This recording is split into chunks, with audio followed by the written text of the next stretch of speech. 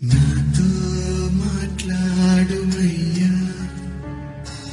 నన్ను దర్శించుమయ్యా.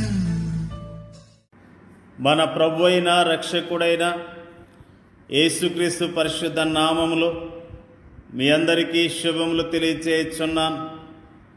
మీరందరూ క్షేమంగా ఉన్నారని ఆశిస్తూ ఉన్నారు. ఈరోజు బలపరిచే వాక్యము రాజుల మొదటి గ్రంథము 19వ అధ్యాయము 7వ వచనము. యెహోవా దూత రెండవ మారు వచ్చి అతన్ని ముట్టి, నీ శక్తికి మించిన ప్రయాణం సిద్ధమై ఉన్నది, నీవు లేచి భోజనం చేయమని చెప్పాను. ఏలియా ప్రవక్త విశ్వాసంతో అద్భుతమైన కార్యాలను జరిగించినట్లుగా దేవుని యొక్క వాక్యము తెలియజేయబడుతుంది. బయలు ప్రవక్తలను చంపినట్లుగా దేవుని యొక్క వాక్యము తెలియజేస్తున్నది. ఏలియా ఎంతో ధైర్యాన్ని కలిగి జీవించాడు. ఏలియా చేసినదంతయు అతడు ఖడ్గము చేత ప్రవక్తలందరినీ చంపించిన సంగతియు ఆహాబు యెజెబెలుకు తెలియచెప్పగా, యెజెబెలు ఒక దూత చేత ఏలియాకి వర్తమానం పంపించాను.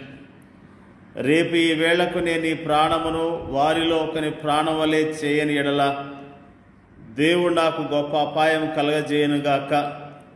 కాబట్టి అతడు ఈ సమాచారం తెలుసుకొని లేచి తన ప్రాణం కాపాడుకుంటకై పోయి యూదా సంబంధమైన బెయేర్షెబాకు చేరి అచ్చట ఉండమని తన దాసునితో చెప్పి, తాను ఒక దిన ప్రయాణం అరణ్యములోనికి పోయి ఒక బదరీ వృక్షం కింద కూర్చుండి మరణాపేక్ష గలవాడై, యెహోవా, నా పితరుల కంటే నేను ఎక్కువ వాడిని కాను, ఇంత మటుకు చాలును, నా ప్రాణం తీసుకొనమని ప్రార్థన చేశాను.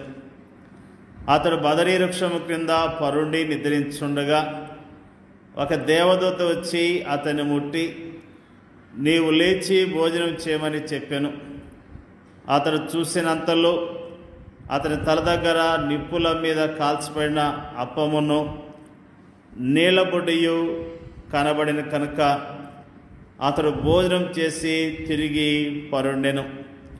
అయితే యెహోవా దూత రెండో మారు వచ్చి అతన్ని ముట్టి, నీ శక్తికి మించిన ప్రయాణం నీకు సిద్ధమై ఉన్నది, నీవు లేచి భోజనం చేయమని చెప్పినప్పుడు నిజముగా ఏలియా పట్ల దేవుడు ప్రత్యేకమైన ప్రణాళికలు కలిగి నడిపించినట్లుగా మనము జ్ఞాపకం చేసుకుంటూ ఉన్నాం. ఏలియా విశ్వాస సమయాల్లో కాకోలముల ద్వారా పోషించబడ్డాడు. విధవరాలు గృహములో పోషించబడ్డాడు. అతని నిరాశ సమయాల్లో దేవుని దూత అతని కాపలాగా ఉంచబడింది. దేవుడే స్వయముగా అతనికి భోజనం పెట్టాడు. మనల్ని సంరక్షించి ఆదరించే ఒక అద్భుతమైన తండ్రి మనకు ఉండటం ఎంత అద్భుతమైన విషయం. దేవుని దూతచే నిద్రలేపబడిన ఏలియా చూచినంతలో అతని తల దగ్గర నిప్పుల మీద కాల్చబడిన అప్పమును నీళ్ళబొడ్డియు కనబడెను. ఏలియా దినములోని యెహోవా, సువార్త దినములోని ప్రభుని యేసే మన నిరాశ సమయాల్లో మన చుట్టూ కారు చీకట్లో ఆవరించవచ్చు. మనము కృంగిన సమయాల్లో మన హృదయాలను భయభీతులు ఆవరించవచ్చు. అలాంటి సమయాల్లో చేదైన తలంపులు మనల్ని నింపుతాయి. సనుగుళ్ళు గొనుగుళ్ళు మన నోటకు వస్తాయి. ప్రార్థన మన పెదవులకు దూరం అవుతుంది. అయినప్పటికీ మన పరలోకపు తండ్రి యొక్క సున్నితమైన సంరక్షణ మనకి ఎప్పుడూ దూరము కాదు. తన సేవకునికి మంచి భోజనం పెట్టి అతనికి మంచి నిద్రనిచ్చి అతని అలసట తీర్చిన తర్వాత దేవుడు అతనికి తాజా సూచనలు ఇచ్చాడు. తాను ఒక ప్రయాణం చేయవలసి ఉందని ఏలియా అనుకున్నాడు. కానీ దేవుడు అతనితో నీ శక్తికి మించిన ప్రయాణం సిద్ధమై ఉన్నదని చెప్పాడు. ఆ సుదీర్ఘ ప్రయాణానికి ధైర్యం కావాలి, శక్తి కావాలి, విశ్వాసం కావాలి, వ్యతిరేకత జయించబడాలి. అయితే ఇవన్నీ కూడా మనలాంటి సామాన్య మానవులకు అసాధ్యమైనవి. ఏలియా ముందు ఒక సుదీర్ఘమైనది, శక్తికి మించినదనైన ప్రయాణం ఉన్నది. అది ఏలియాకు శక్తికి మించిందే కానీ ఏలియా దేవునికి మాత్రం కాదు. దేవుడు తన సున్నితమైన ప్రేమతో తన సేవకుని ప్రతి విధమైన అవసరతలను తీరుస్తాడు. మన జీవితాల్లో కూడా మనకు కూడా ఒక సుదీర్ఘ ప్రయాణం ఉన్నది. అది నిత్యత్వపు మహిమలో అంతమవుతుంది. అయితే ఆ ప్రయాణములో కష్టాలున్నాయి, శ్రమలున్నాయి, పరీక్షలున్నాయి, వ్యతిరేకత ఉంది.